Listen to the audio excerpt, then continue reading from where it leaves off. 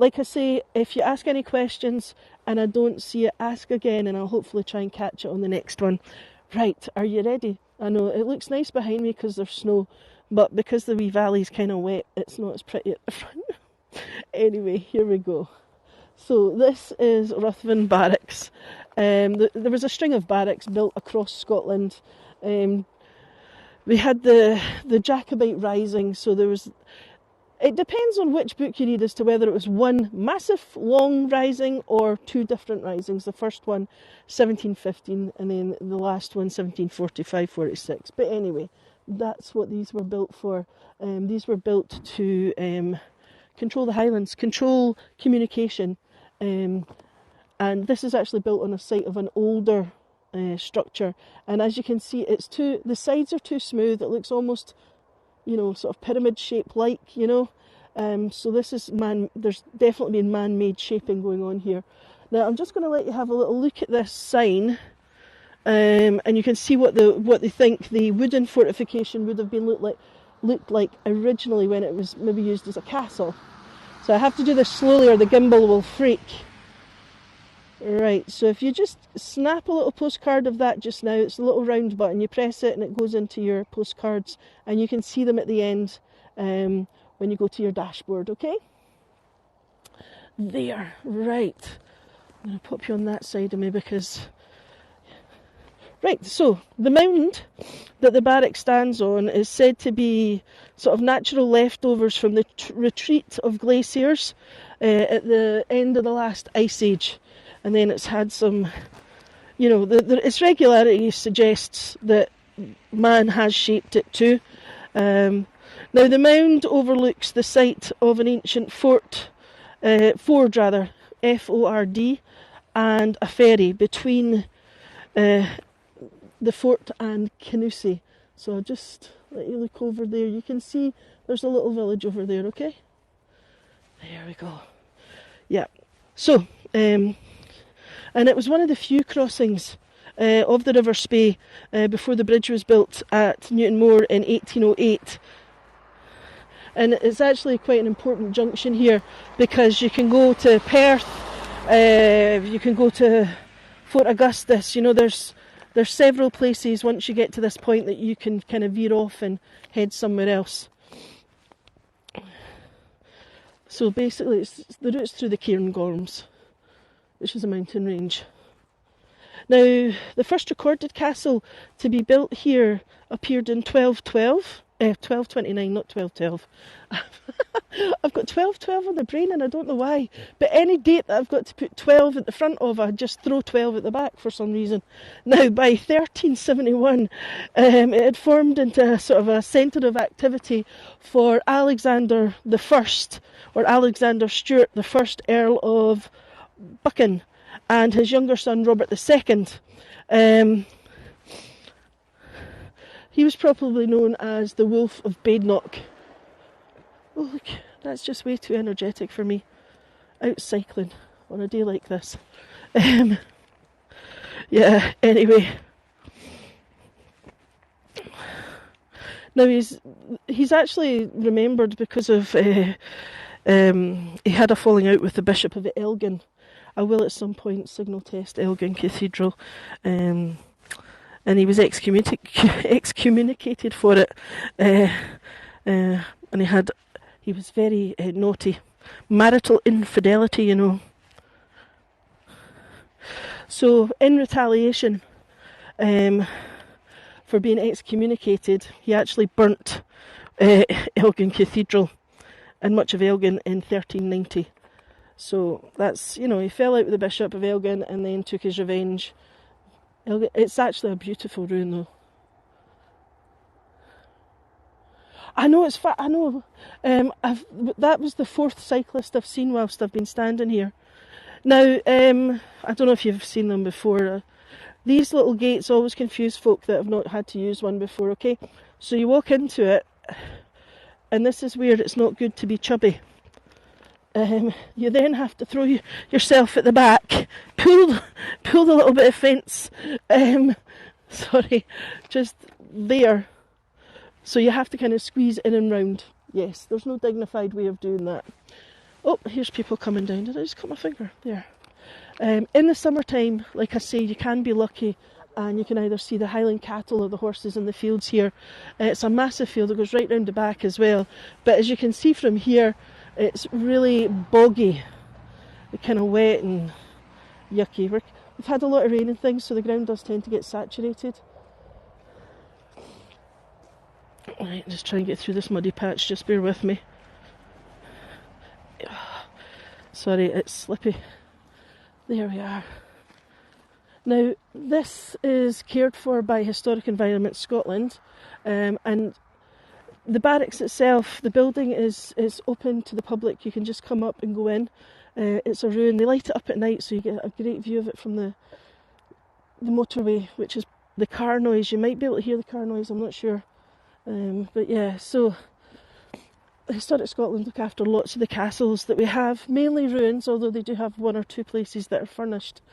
The trouble they're having at the moment is the loose masonry. They did a survey of, I think it was about 90 properties, and they found quite a significant number of them had loose masonry, so they had to mass close everything down and hand inspect every single stone kind of thing before they'll reopen. Yes, it definitely was, Tish. So it's quite an arrowy path, so I'm just going to, rather than risk falling, I'll just let them go by.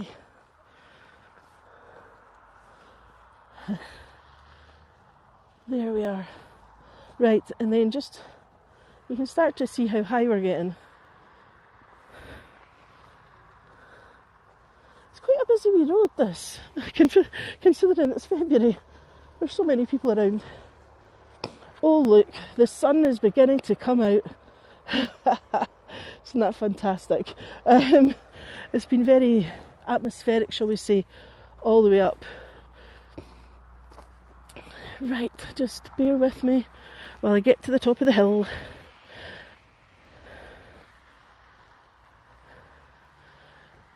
Right, now the first castle that was built here was destroyed in 1451. I wonder what these holes are. That's weird. I know. It's, yeah. Right, I'm going to take you down and let you see from the side. It's a bit slippy. Right.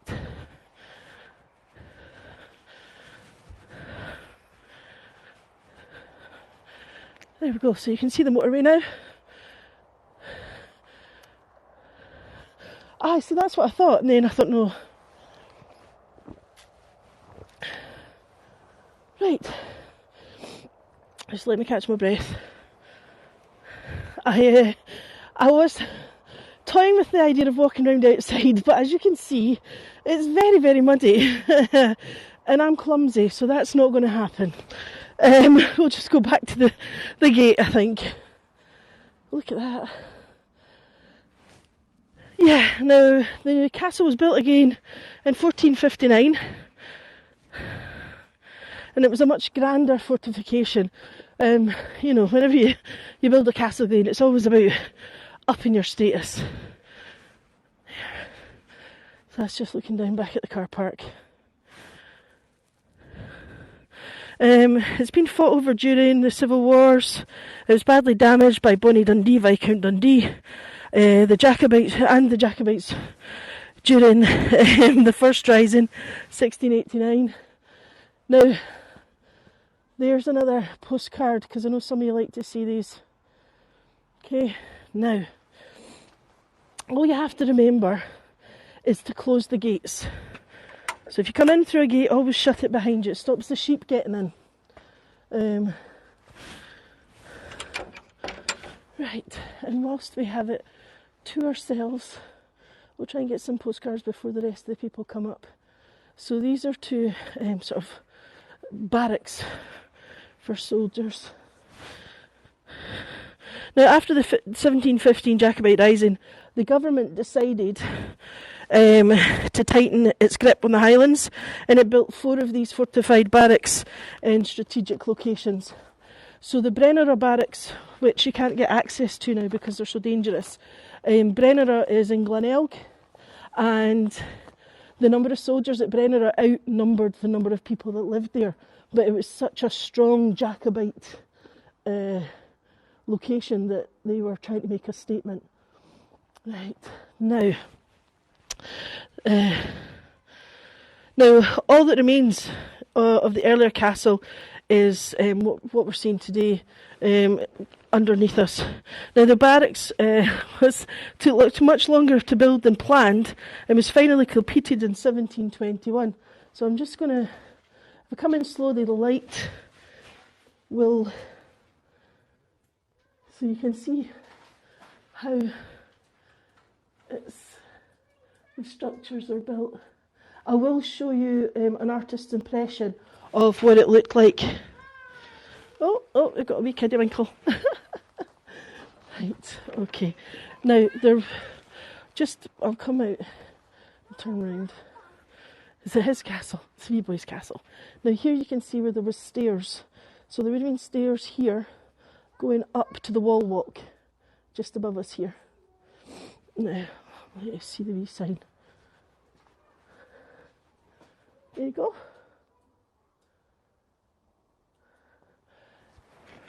Now, the stables are still standing. I'll show you them in a little while. They're just slightly to the west of the rest of the barracks. And they would have been built for 28 horses for dragoons. At this point, it was enhanced by the importance of this was enhanced by the building of General Wade's roads. So you had, the military roads go to Perth, Fort Augustus, Inverness, and they all came through here. So again, this is another portion of stair. This is all that's left of the stair. Stoats weasel live in rabbit holes. Do they really? Oh, I didn't know that. I don't think we got rabbits in the Highlands until about the 1700s. We had hares for a long time, but the rabbits were brought in, or brought up, I'm not sure why, for food. That kind of thing. Right, sorry.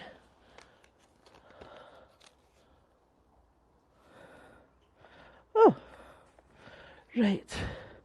Okay. So I'm just going to, again, we've got this other little room. You can see. Right. So we had latrines for officers. We had latrines for soldiers. I couldn't get into this bit last time. Right, so here you can see the prison cell. I'll try and get you over as far as I can. There, so that's where the prison cell was. Okay, and you can see these holes in the wall. That's where the beams of wood were, and then the floorboards were put on top. And then you have the guardhouse, or the room that the guards would be in, just here. And then right at the top, I'm not sure if I can get you to see it, the floor above is the officers' quarters. Officers' quarters, guardhouse, and prison cell. Right. So just come out, let the light adjust. There we are. So that's you looking at one of the barracks again. Now, in August 1745, some 200 Jacobites tried to capture Ruthven Barracks. A force of just 12 redcoats commanded by Sergeant, I think his name was Malloy. Malloy fought them off, and they only lost one man. So 200 Jacobites trying to get in here. They only lost one man. February 1746, Sergeant Malloy had been promoted to lieutenant, and was still in command when a large force of Jacobites arrived. At this time, they had artillery with them, and the garrison surrendered. So I'm just going to take you into one of the barracks here. Just bear with me while I'll just show you what it's like so that you know. Okay, it's wet and slippy, so if you do come on a wet day, just remember to take your time because the wood gets slimy. Right. Okay, so here you can see we're in the barracks. The other one is behind us, and this accommodated 60 men. 10 to a room. Okay, in double beds. cooking for themselves in the fireplaces provided. There were stores and all sorts of things. So yeah, I'll just bring that back in because Gimbal went for a wee wander. Right. Now, bear with me as I bend over and groan like an old lady. There we are. So here, remember we saw the floor, the holes for the beams? So that's them here. So there would have been a floor here. And then you'd have had store underneath probably. Then you have the fireplace. Then you have another floor, another fireplace, and then up again, another fireplace.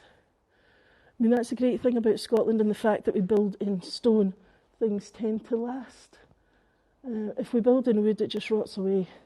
So I'll let you get a little picture of barrack life. 2 to a bed. Well, the good thing about that, I suppose, it keeps you warm. There you go. We all got that picture. Right. Okay, and I'll just let you see where we're about to go through to the other side. Oh, look at that. Arch after arch. Right.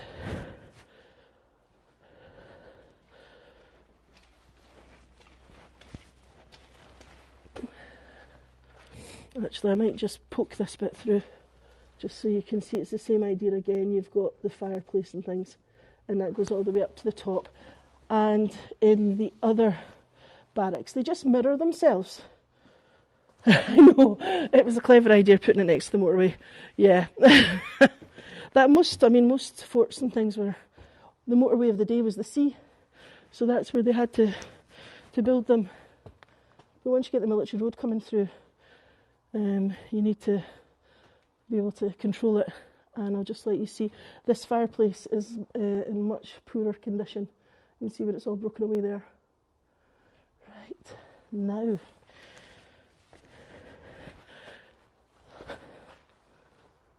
Oh, I see blue sky. Don't say it too loudly, it'll frighten it off. Now I'm going to show you what this would have looked like in its heyday. Right.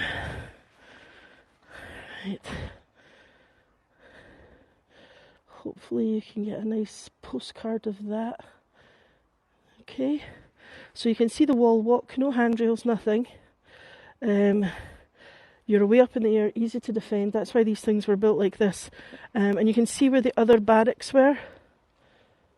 Just look here, where it says Kilcumin, that's Fort Augustus. So that Fort Augustus was called Kilcumin before it was called Fort Augustus. But anyway, that's a long story. Now I'm just going to show you the well. Wherever you have a castle or a barracks or a stronghold of any kind, you always have a fresh water supply within the walls, so that you can hold out a siege. So it's no longer a well; it's been filled in, but this is where it was. And then we have the soldiers' latrine just over here.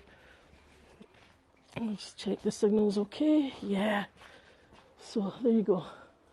Soldiers' latrine. What a thought. So yeah, just a tiny little room, and there's one on the other side of the wall here.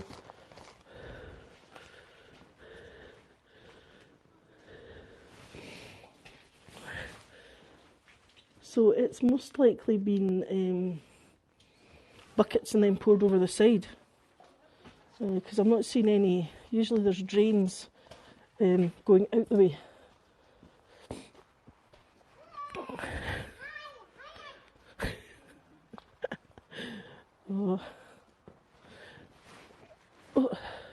So we also had bakehouse as well, and wherever you've got baking, you've got brewing.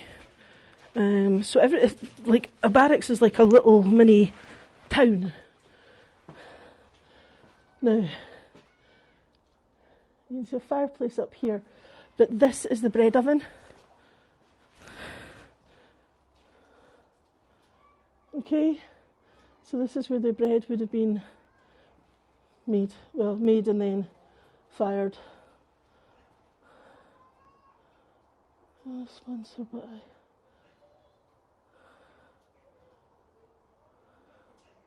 Oh no, Gertrude, don't worry. Honestly, sorry, I don't know how to pronounce your name. Gertrude. Aye, don't worry, don't worry. It's fine. Oh, that's me falling over a rock. Anyway, right, so you see there's another floor above. There's little windows up here.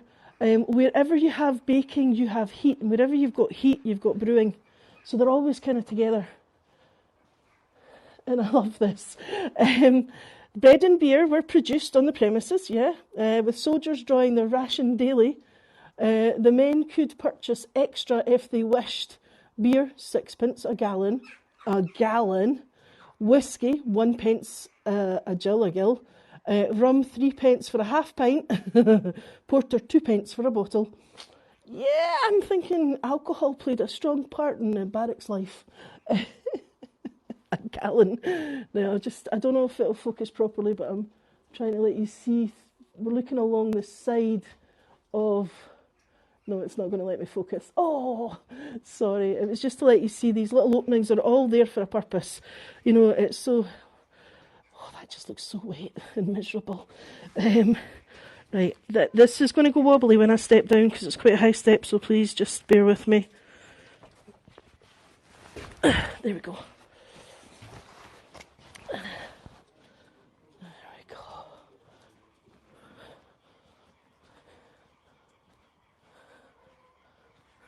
Yeah, the beer would have been lower alcohol, but it still would have been alcoholic. We did have like a mild ale that was only about 2%. Now this is the postern gate, and we're just going to go through. Let's see if I can keep it open, and I was trying to get a picture for you, but I don't think I'm going to manage. There, oh, there. Oh look, we've got some snow. Like, look there. So this is the stables. So 28 horses it held. Yeah. Now, I can never remember which one of these gates opens. Or is it the one at the back that doesn't open? It might be the one at the back. Right. I'll head off to this one and we'll have a look.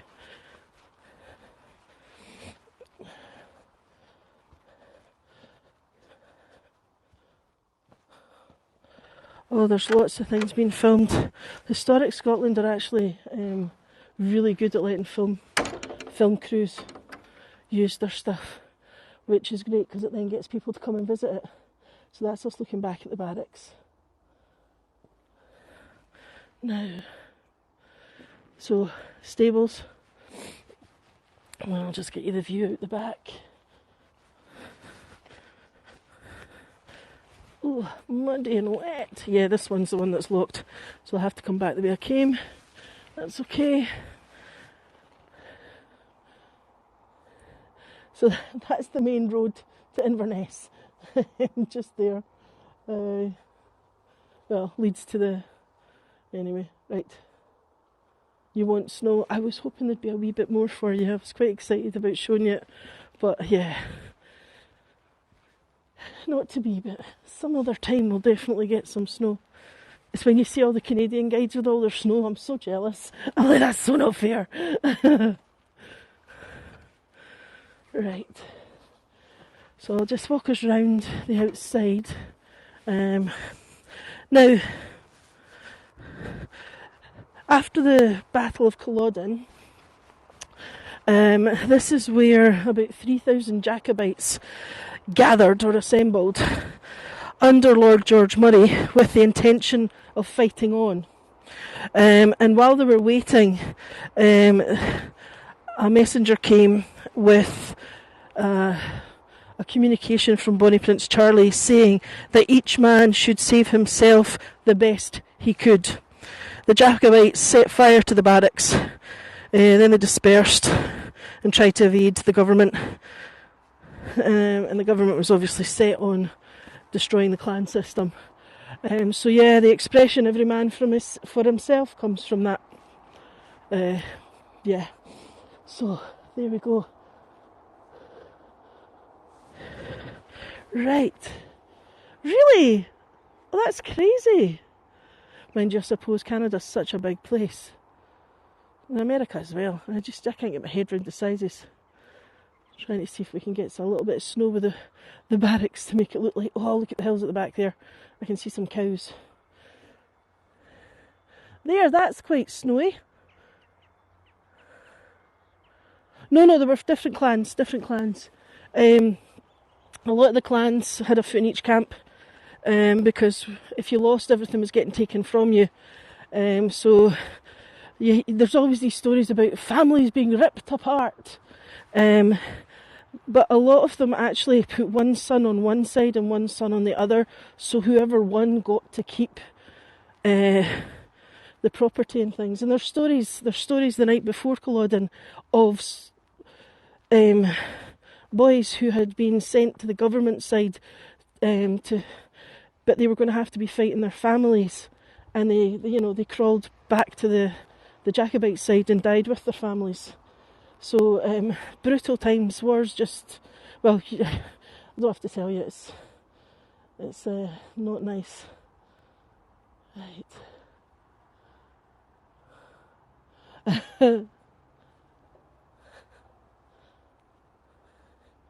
Oh, don't worry, honestly, don't worry, it's fine. Right, okie dokie. So, yeah, it then obviously sat uncared for quite some time, and then eventually was taken into the fold by Historic Scotland, who is now Historic Environment Scotland, and they look after all these old sites, which is fantastic, because, if they're not looked after, they're just going to fall apart and we're going to lose it all. So yeah, now, let me see, can I get the gate open? Yes. Wait, oh no. There you go, we've got it to ourselves again. Right. Okay, well.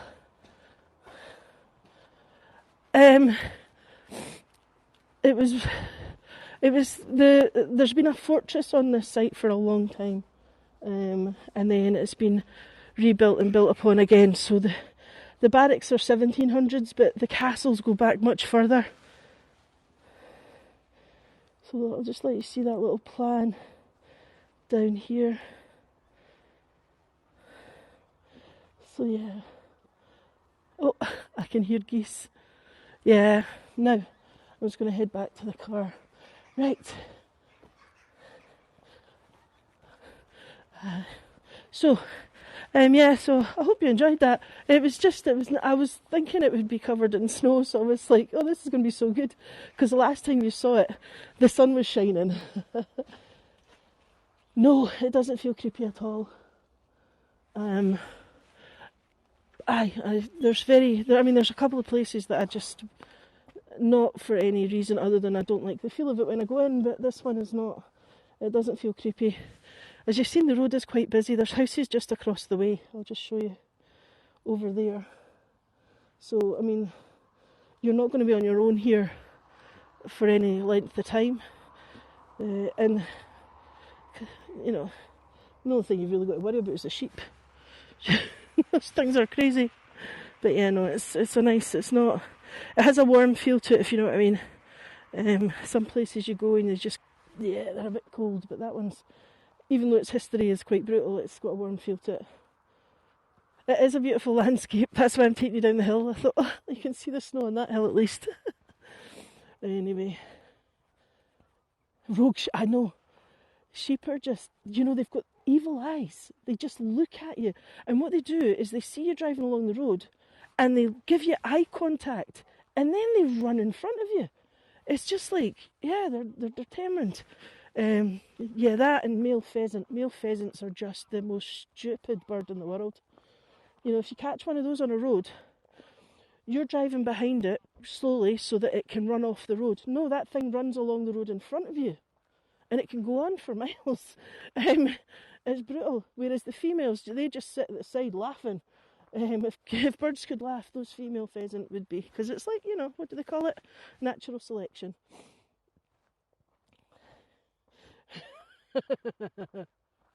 Oh, anyway, I'll just turn you around and say goodbye. Right, so my sponsors, I think I've got a couple on actually. I will see you at 4:30, I think it is. at Bewley, and we'll have a little explore and see what you think.